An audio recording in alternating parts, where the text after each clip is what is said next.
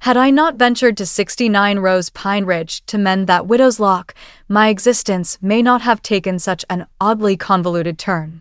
At 59, her beauty was undeniable, yet stepping into her house was a decision I should have reconsidered. It began with a shattered lock and culminated in the loss of a piece of myself that I will never reclaim. Eli Mercer is my name.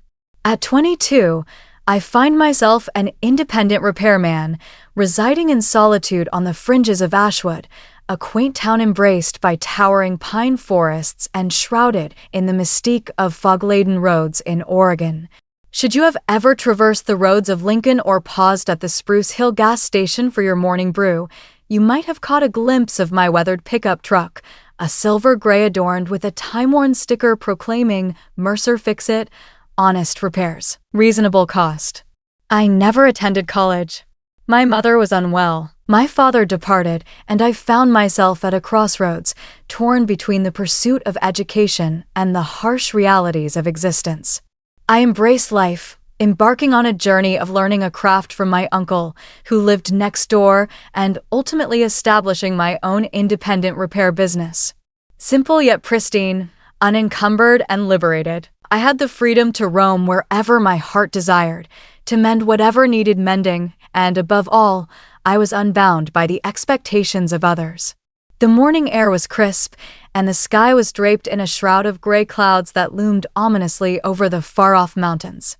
Having just completed a heating repair on a mobile home, I was on the verge of stopping by the Waffle House near the highway when my phone rang, signaling a new job client, Camille Hartman. Location: 42 Rose Pine Ridge Drive. Please provide your request. Change the locks on the front door and 2 interior doors. The address instantly drew my gaze. Rose Pine Ridge stood apart from the mundane world. Deep within the woods lay a secluded enclave, a gated community comprising roughly 24 homes. The security gates remained perpetually shut. Cameras dotted the landscape, and the homes commanded prices that soared into the stratosphere. Never before had I encountered a client in that place. Residents of such regions typically relied on their own mechanics or sought the expertise of professional services from larger companies. No one would typically seek out a handyman like myself, yet Camille Hartman appeared to be an exception. I accepted the job, input the address into the map, and made my way directly to Rose Pine Ridge. At the end of the street stood her house, distinct and separate from its neighbors. A European-inspired sloping roof crowns the structure, while pristine white walls stand in elegant contrast. The wide wooden porch, adorned with sleek black railings, invites one to linger and enjoy the surroundings. The yard lay empty of cars, silence enveloping the interior, save for the whisper of the wind weaving through the ancient pine trees and the soft rustle of dry leaves upon the stone walkway. As I ascended the steps, I reached for the bell and gave it a firm ring. The door creaked open moments later, revealing her, Camille Hartman. In her late 40s, she possessed an ageless quality that made her appear to be in her early 30s, the sort of woman who seemed to make time pause in its relentless march forward. Her dark hair was neatly gathered at the nape of her neck, framing a face adorned with bright brown eyes and flawless, even skin. She opted for simplicity, donning a pale gray turtleneck that spoke volumes without the need for embellishment. In dark jeans and bare feet, she stood with an unwavering gaze, locking eyes with me in a way that made the world around us feel meticulously crafted, as if I had wandered into a scene designed just for us. "Is your name Eli?" she inquired, her voice a gentle whisper, reminiscent of the delicate aroma of wine lingering in the atmosphere. "Indeed," I replied, withdrawing my hand from the depths of my coat pocket. "Repairs by Mercer. Might you be Miss Hartman?" "Camille," she corrected, a smile gracing her lips. "Step inside, and I'll reveal what requires attention." As I entered, the door whispered shut behind me, its soft click echoing in the stillness. Inside, the warmth enveloped me more than I had anticipated, and it wasn't solely due to the heating. The arrangement of everything revealed a sophisticated yet humble sense of style. The dark green velvet sofa sat elegantly, accompanied by a walnut coffee table, while small abstract paintings adorned the walls. Soft yellow lighting bathed the room, creating an atmosphere where nothing seemed amiss, no hint of disorder. It was a meticulously maintained space, yet it bore the mark of a solitary inhabitant.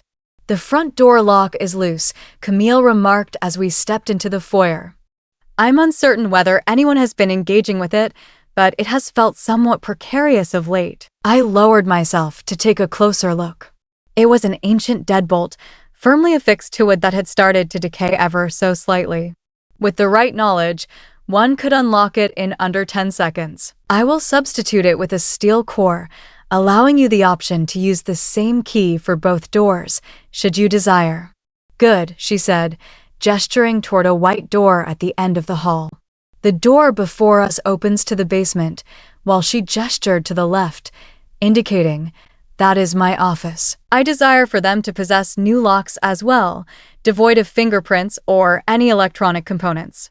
Simplicity is what I appreciate." I nodded in comprehension. It was clear that I needed to return to the car and retrieve my tools. "Approximately 2 hours will be required. Do you need anything? Coffee? Tea?" she asked. "No, thanks.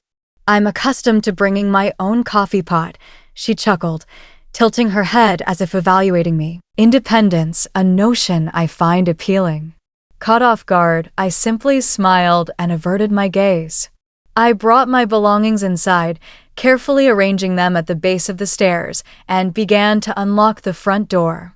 Camille had vanished into the depths of the house. The sound of delicate footsteps reached my ears. Soft melodies floated down from speakers concealed within the ceiling. Old jazz wafted through the air, reminiscent of tea smoke, as I toiled in silence. Each time I pried a rusty screw from an ancient hinge, it felt as though I was peeling away layers of protection from both the house and its owner. Uncertainty lingered in my mind regarding her. Was it a burgeoning strangeness or mere curiosity? Yet, the sensation remains vivid, as though an unspoken truth hovered between us. In hushed anticipation, I tightened my grip on the screwdriver, ready for the revelation that awaited me. I commenced my work, as I always do, yet little did I realize that nothing would ever return to the familiar rhythm once more. The task was completed in precisely 2 hours. As I had foreseen, with each new lock installed, the knobs turned with a satisfying smoothness and security. I performed a final inspection, closing, opening, and locking each door 3 times, a ritual I had cultivated since my early days in this line of work. As I collected my tools and cleaned my hands on a paper towel, Camille had made her way back to the kitchen, where she stood by the counter. The light from the window cascaded over her hair and shoulders, creating a delicate glow. She gracefully filled the glass with water. Upon my entrance, she pivoted and offered a smile.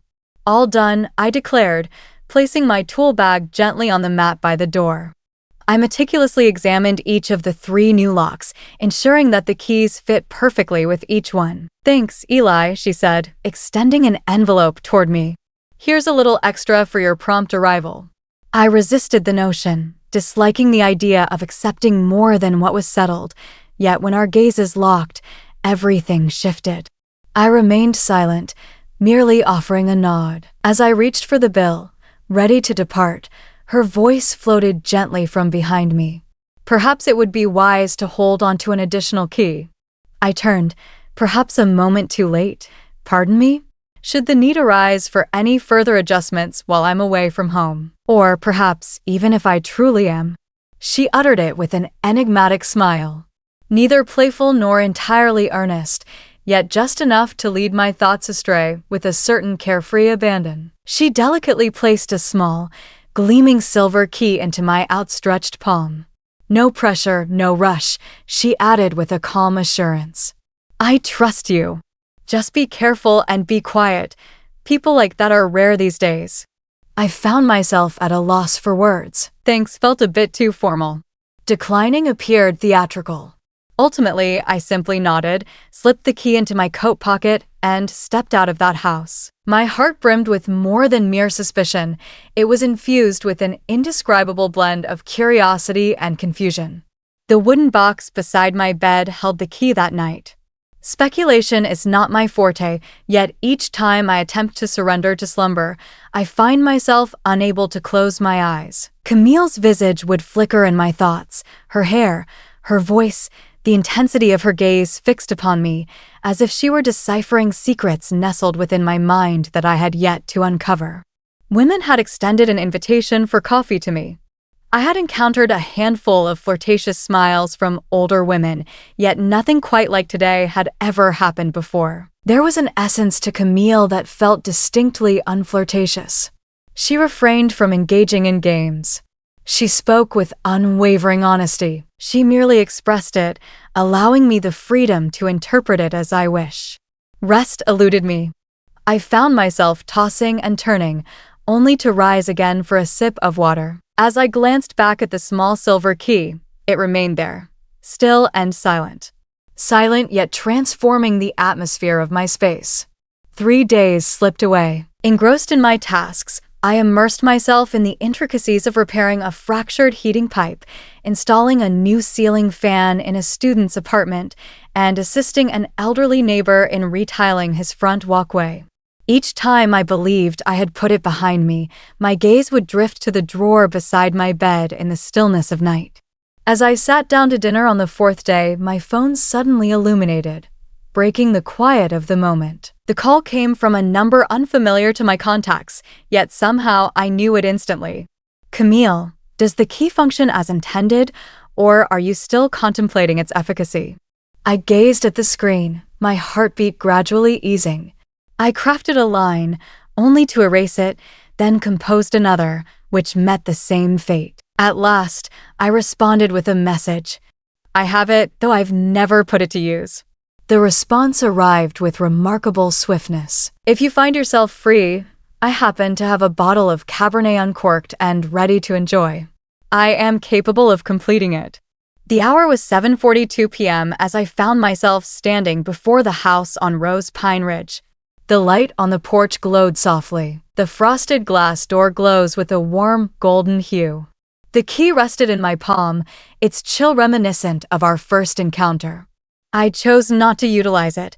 Instead, I opted to ring the bell. Camille pushed the door open, her hair cascading freely around her shoulders, clad in a thigh-length, beige sweater that draped elegantly over her figure. She adorned her face with minimal makeup, perhaps none at all. For a fleeting moment, her gaze met mine, and then a smile graced her lips. Step inside. That night unfolded without any particular fanfare. Camille poured a glass of wine, a lovely Cabernet, rich and robust with a lingering spice at the end. She filled 2 tall glasses with it. As I settled into the armchair by the window, they handed me one. She reclined across from me, her knees gently elevated on the sofa. Her bare feet rested on the cool surface, while she cradled her glass in both hands, seeking warmth from the depths of her being. Our conversation meandered, skirting the edges of the past and avoiding the weight of seriousness, settling instead into the lightness of small talk, the sort of exchange that fills the gaps and makes the moments pass more easily, or to bridge a void. Yet, the manner in which Camille expressed it imbued every word with a profound resonance, even her tale of disdain for sliding doors, citing their intrusive noise, felt deeply intimate. I recounted the amusing repairs, such as the elderly gentleman who attempted to wrestle the faucet free from its stubborn grip. Water spilled across the kitchen floor as she laughed, a genuine, hearty laugh, reminiscent of a pebble plopping into a still pond. As I lingered in that moment, a glass of wine cradled in my hand. For the first time in months, I found myself reluctant to depart from the room. We pressed on. Once transformed into twice, and twice evolved into 3. I arrived as the evening settled in. Upon completing my tasks for the day, at times she would send a message, at other moments I would simply appear, always rapping on the door. Always without a key. Camille greeted me each time with a warm smile. There is no established timetable, no scheduled meeting. As the sun dipped below the horizon, I inquired about the house. What is the duration of your residence in this place? For more than 3 years, she remarked, her gaze drifting toward the ceiling, like a meticulous tally of time passing. My husband and I acquired it in anticipation of our early retirement, yet fate took a tragic turn when he met his end in a car accident. A month had passed since we affixed our signatures to the deed. I remained quiet. Camille held back her tears. She gently set her glass aside and remained seated there. I don't require any further details. There's no reason to prolong this.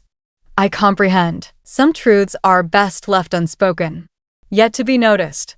It was on a night filled with thunder that I experienced my first sleepover. Fear of thunder was not something that troubled me, naturally. Yet, that day bore an unusual chill in the air. Camille spoke with simplicity. The path is treacherous beneath my feet. Remain. I inclined my head in agreement. We took our time. The exhilaration was unlike anything portrayed on the silver screen. Only two grown individuals, perched in proximity that felt almost intimate. In an extended hush, a gentle brush against the arm. In that fleeting instant, our gazes intertwined and neither of us dared to break the connection. And then it transpired. We embraced one another and shared a night filled with joy. As dawn broke the following morning, I found myself awake and alert. Sunlight dances through the delicate fabric of the sheer curtains in my second-floor bedroom. The air was infused with the warm essence of cedarwood, mingling gently with the sweet notes of soft vanilla, the aroma that lingers within these walls. Concerning her, in quietude, I adorned myself. As I descended the stairs, Camille perched herself at the kitchen counter, adorned in a flowing white shirt, cradling a warm cup of coffee. It's your turn. I had planned to depart before you stirred from your slumber, I declared. There is no obligation to do so. She arched an eyebrow. I am not merely a fleeting encounter. I chose not to respond. Yet, there was an element in the statement that brought me a sense of comfort. That morning, I shared a cup of coffee with her, and in the days that followed, we continued to meet for many more mornings just like that. We succumbed to a rhythm without a name. I toiled throughout the day, continuing to mend, continuing to ascend rooftops, continuing the work of patching walls and installing pipes. Yet, each time my phone vibrated with a message from Camille, my heart rate shifted. She never inquired, merely proposed. If you find yourself free this evening, I've got a pizza and a classic black and white film to enjoy. I recently acquired that bottle of wine you mentioned enjoying. It feels like a missed opportunity if I have to enjoy it alone. Gradually, I began to seize the moment. I initiated the conversation. I arrived unexpectedly, and she consistently welcomed me in. I have yet to make use of that key, not due to a lack of trust in her. Yet, as I contemplated, if I were to knock, I remained steadfast in maintaining my boundaries. Camille never referred to me as her boyfriend, never inquired about my destination, or with whom I shared my time. Yet, she recalled the wine that pleased my palate, films that left a bitter taste in my mouth, even the peculiar detail of gripping my knife with my left hand, despite being right-handed, lingered in my mind. She observed with great attention.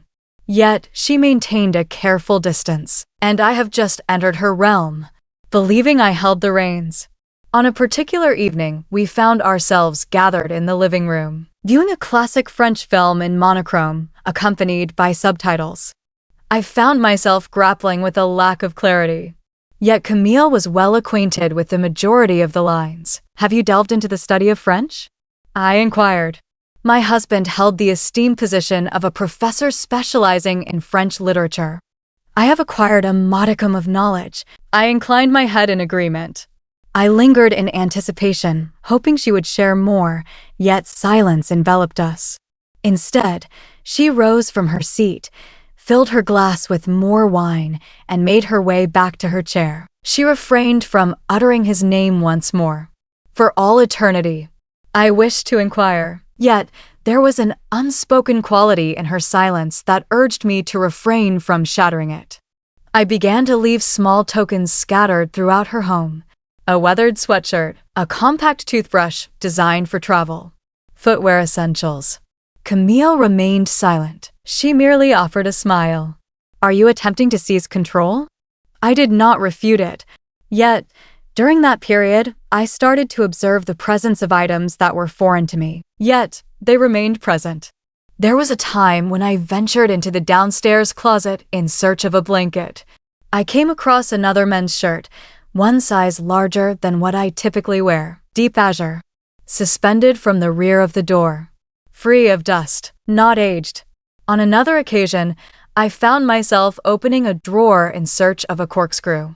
A Zippo lighter lay before me, its base marked with the elegant engraving of the letter J. Camille caught my gaze fixed upon it. She merely shrugged her shoulders. Antiquated artifacts. You abandoned it. It remains untouched by my cleaning efforts thus far.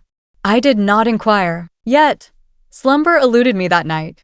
Her voice held a quality that danced on the edge of truth, elusive and intriguing, yet not entirely deceptive.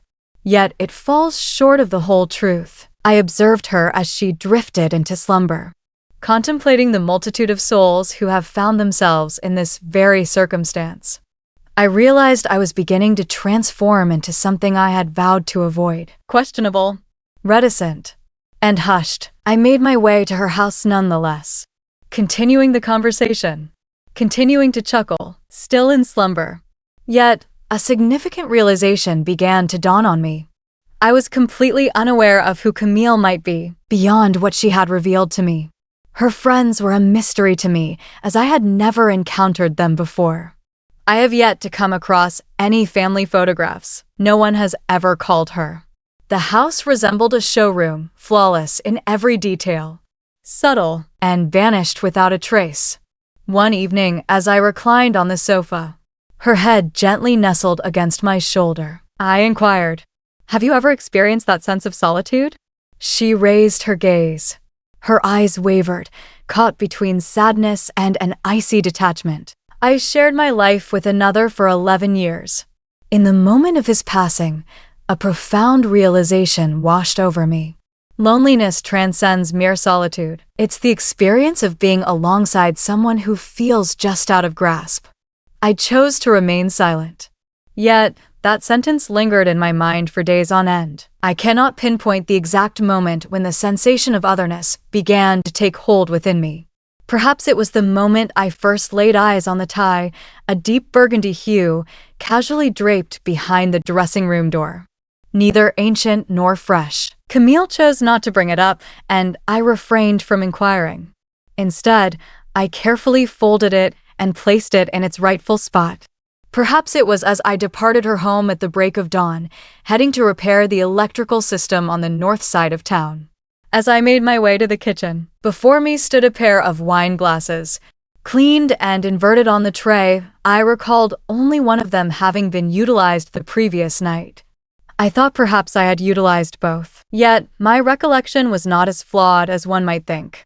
Perhaps it was as I strolled through the living room that evening in search of my shirt. There it lay, the photo, face down on the side table beside the sofa. A modest brown wooden frame. There was no face to be found within it. I could almost perceive someone attempting to conceal it. I refrained from inquiring, not due to a fear of Camille's wrath. She was not. Yet a lingering fear gripped me that I might uncover responses not intended for my ears, or even something far more unsettling. A question in return. What makes you believe you are entitled to this knowledge? Camille never defined what we were. We possessed no titles. Limitless. There are no guarantees. We existed merely as shadows. A hint of emotion lingers in the air, partly corporeal, partway through the ritual. An unseen, faceless agreement, existing yet unbinding. And I started to sense that I was the sole individual grappling with the intricacies of the rules. There was a time when I arrived unexpectedly, not driven by doubt. Yet, it was solely out of a desire to behold her. I rapped gently on the door, devoid of a key. Camille spent nearly a minute attempting to pry it open. She donned a pristine white blouse. Her hair fell in gentle disarray. She cradled the phone delicately in her hand. The fragrance of perfume drifted gently from the house. It was a fragrance unlike any she typically wore. In its place lingered a robust, piquant aroma. The type of cologne I discovered on men who were far more elegantly attired than I. Camille cast her gaze in my direction. Hardly a shock. Her lips curved into a smile. It felt as though I had come at just the perfect moment. "You've arrived ahead of schedule," she uttered. "I've just wrapped up my work, so I'm on my way through." "Excellent. I have just uncorked a bottle of Malbec. Step inside." As I stepped inside, an elusive essence lingered in the atmosphere, defying my ability to articulate it. It's akin to stepping into a space that still holds the faint echo of a presence, the air thick with the remnants of a recent departure. There exists a palpable warmth. Yet, solitude reigns supreme. Camille entered the kitchen with an air of nonchalance, as though the world outside had not shifted at all. I did not inquire. I merely stood in silence, observing the scene unfold before me. That evening, we indulged in drinks and conversation, yet I chose not to remain. I claimed to have an early commitment, the very first untruth I ever shared with her. In the days that ensued, I endeavored to return to a semblance of normalcy. I immersed myself in my tasks, repairing an oven, inspecting a hot water line, setting up a window sensor for a single mother. With a polished demeanor, I welcomed clients, my smile reflecting professionalism. Yet, my thoughts remained tethered to the dwelling in Rose Pine Ridge. Camille continued to send messages. She remained true to herself, tender and kind. Intelligent. A touch of charm. Yet, for me, each word she penned seemed to exude a delicate wisp of smoke. I absorbed more words than I crafted. A wave of fear washed over me, unfazed by her presence. Fearful of my own being, how I allowed myself to be captivated by her, piece by piece. Like a fish consuming bait, blissfully unaware of the taut line that binds it. On a Thursday evening, as I stepped inside, Camille was filling the living room with music, classic jazz, brimming with the sound of saxophones. She reclined on the sofa, enveloped in a robe of lush green silk. She held a glass of whiskey, not wine, in her hand. As is customary, with a graceful motion, she beckoned me to take a seat beside her.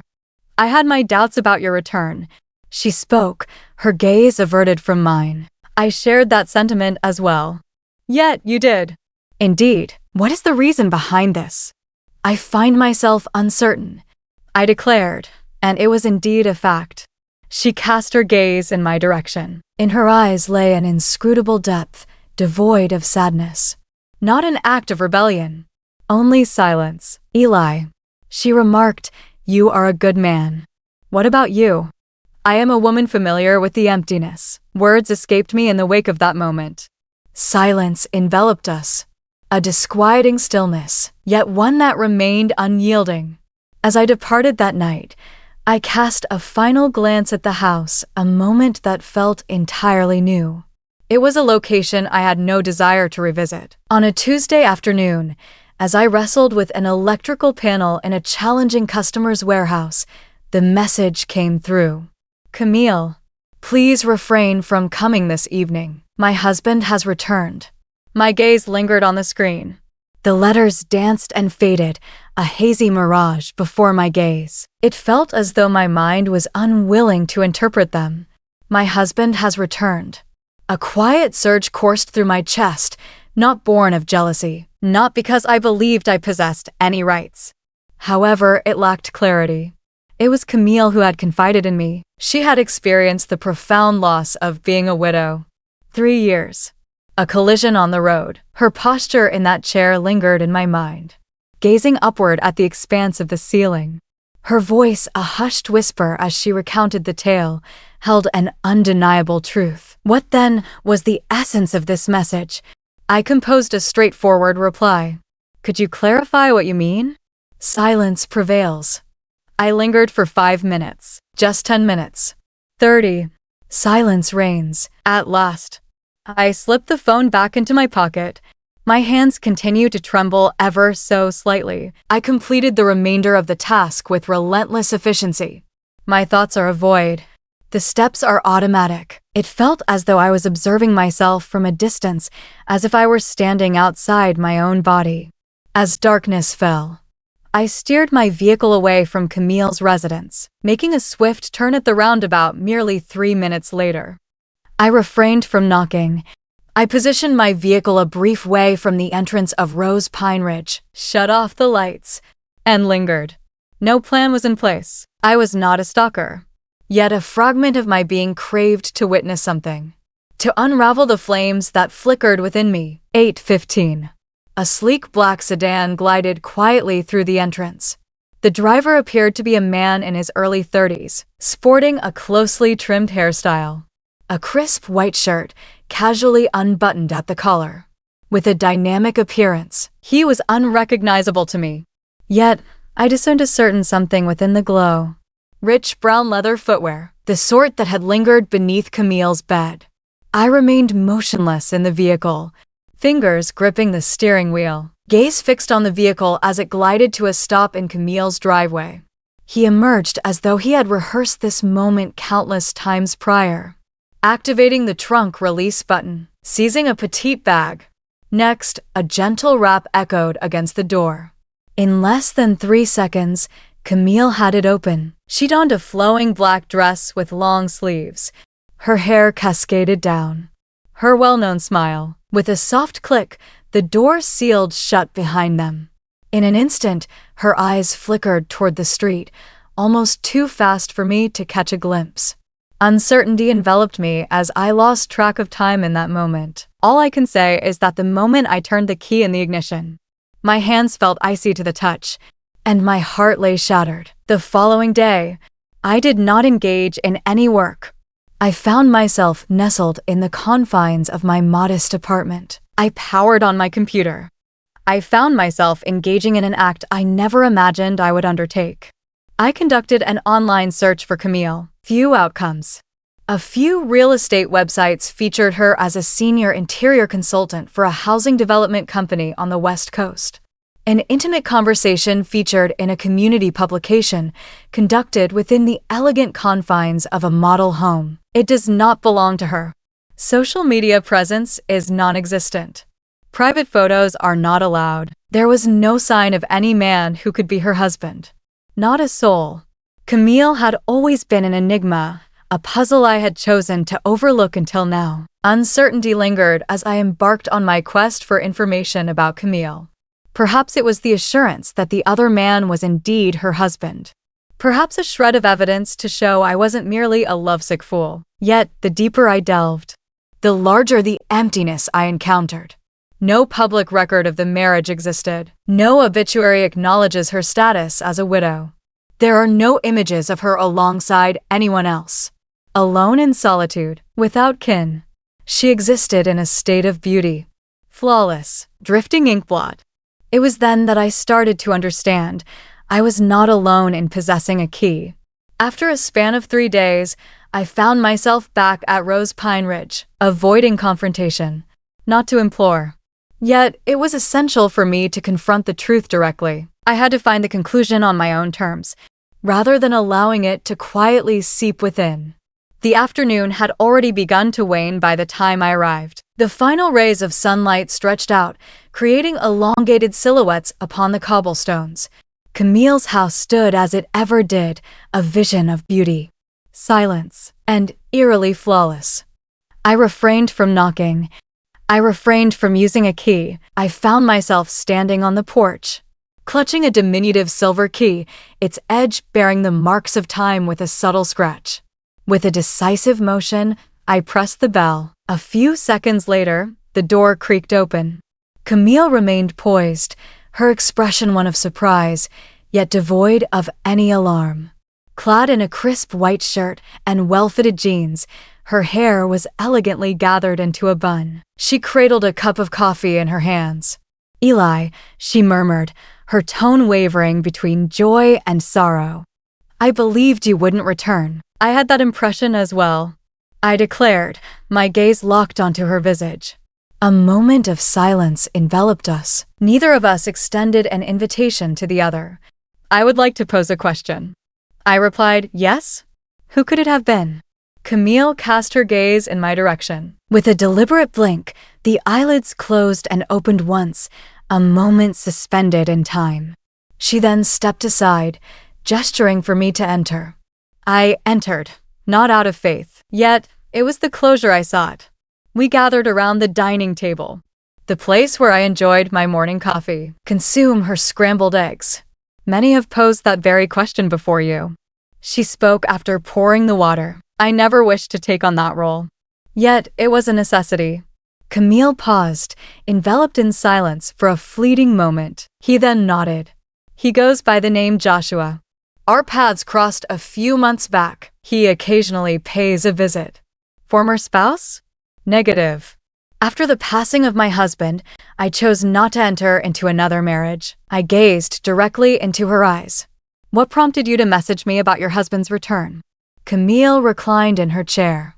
A deep exhale escapes my lips. I feared that if you thought I was tied to another, you might never return. And I required you to cease. Without uttering any unkind words. What then am I? Eli, she started. Yet I raised a hand to indicate that she ought to refrain from employing that gentle tone. The act of combating fire, the indistinct. I seek understanding. Only a single sentence. Her gaze lingered on me, stretching the moment into something profound. Then she spoke, her voice a gentle yet unmistakable whisper. You hold a significant place in my existence, similar to certain individuals.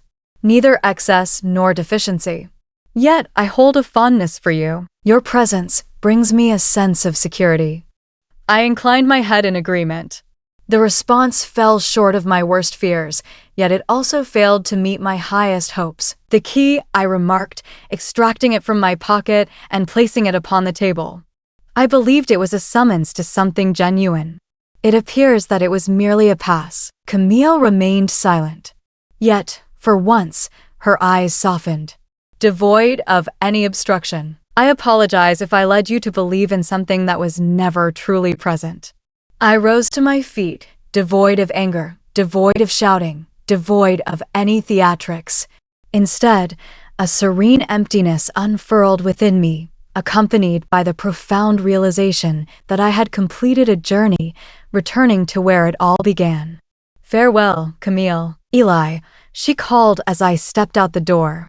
You are the sole individual who has yet to employ a key at this point. I turned, believing that another invitation was necessary. It appears that an invitation was unnecessary, as the occasion was not solely for my benefit. That evening I returned home, slid open the nightstand drawer, and retrieved the second key she had placed in my palm on that seemingly arbitrary afternoon. I neither held onto it nor discarded it in a fit of rage. I let it fall into the small metal trash can nestled in the corner of the kitchen, a gentle ding resonating as it met the bottom. The conclusion need not be thunderous, it simply required clarity to be undeniably recognized. I ceased my visits to Rose Pine Ridge, not from a place of anger, nor from a sense of shame, but from a profound understanding that some doors, once shut, ought to remain forever sealed. Even with a key in hand. Even if you think you possess a justification. In the days that ensued, I returned to my routine at work as per usual. I went ahead and repaired the sink for the elderly woman on Pine Street. Once again, I ascended to the rooftop to repair the exhaust fan in the third-floor apartment. They continued to wield screwdrivers and drills, as though Camille had never been a part of their world. No one inquired about my troubles, and I remained silent. Yet, all was hushed, not in the open air, but within the confines. Suddenly, the phone's ringing went unheard by me. Cease the late-night text exchanges. What plans do you have for this evening? Enough of the Cabernet. The soft jazz that once filled the air ceased as the rain began to fall. It is merely I, accompanied by the void of anonymity, a presence I believed I had grown accustomed to. On a Friday night, I found myself seated alone in a quaint bar just beyond the bustling town center. It offered the local beer I once enjoyed, a place where I gathered with friends before Camille entered the scene. Joel, a childhood friend, unexpectedly entered the room, spotted me, and made his way directly to the table. Hello, are you there? I was under the impression that you had been taken against your will." I chuckled softly, emptying my glass. Perhaps held against one's will, albeit for a brief period. Truly, which girl are we referring to? There is no one else. Joel regarded me for a brief moment, refraining from posing any further inquiries.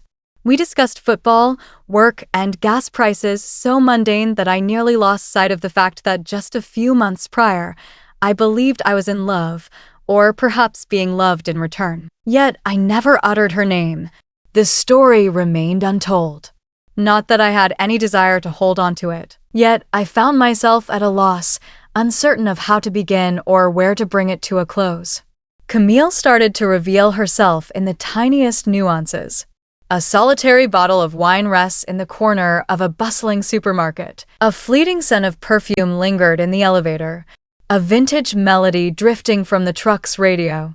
I refrained from attempting to cast it aside. Yet, I refrained from allowing myself to swim back as well. I allowed it to unfold naturally.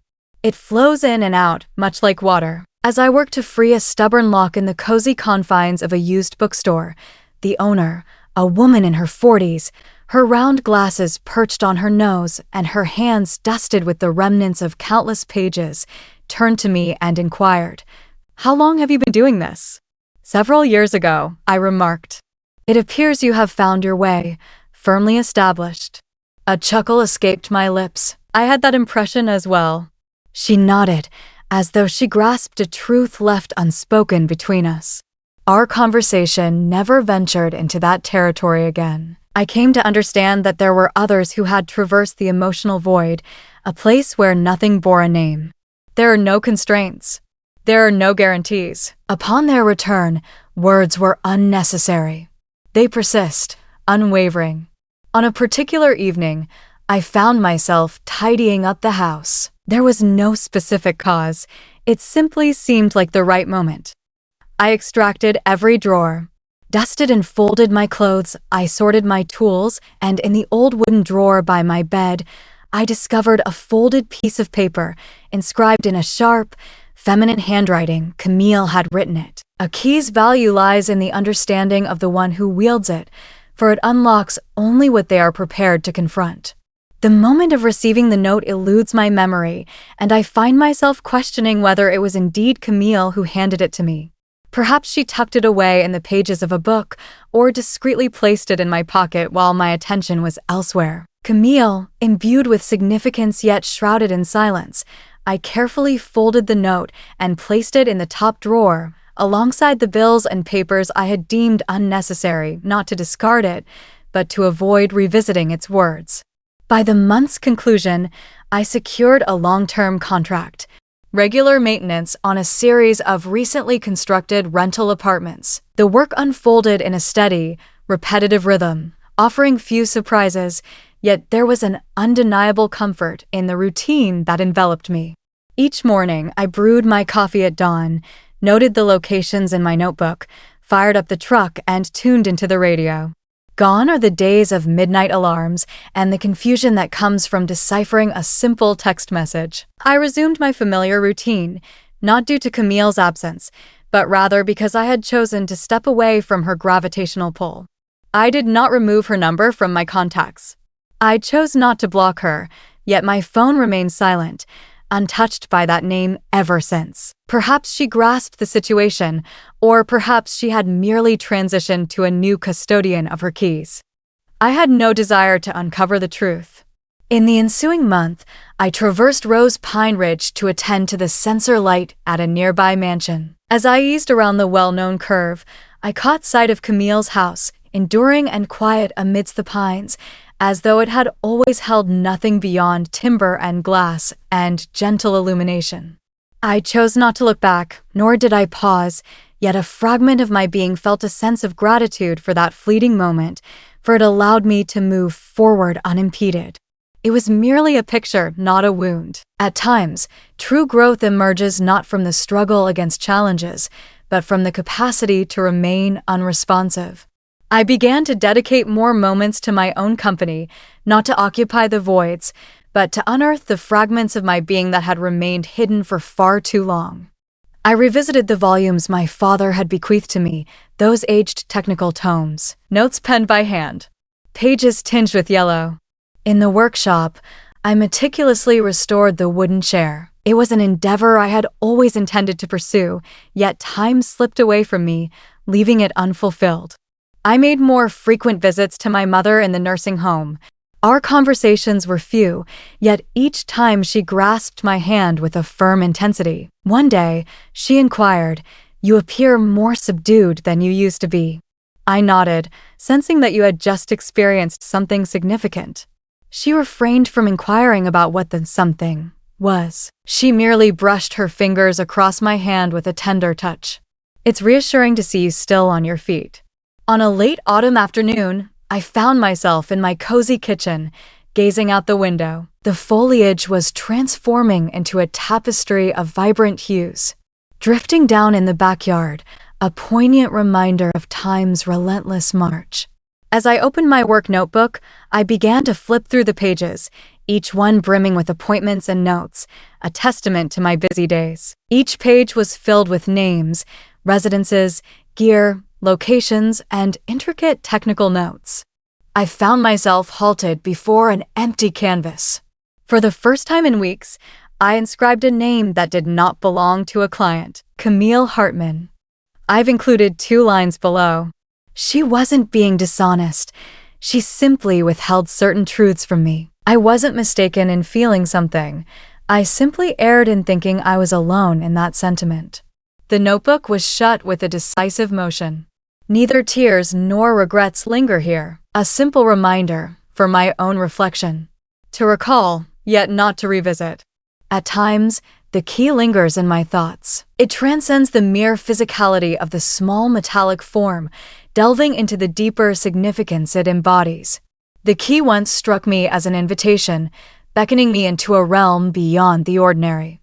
A heart, a life. Yet, ultimately, I grasp that it serves merely as a passageway. Your journey, the duration of your presence, and the person you evolve into within that realm are entirely separate from it. The essence lies not in a promise, merely a fleeting allowance, and at times, a measure to determine your rationality in refraining from its use. I refrained from using it until the moment I did, and subsequently, I chose not to use it once more. That sufficed. The chill of winter arrived. I procured insulation for the workshop windows.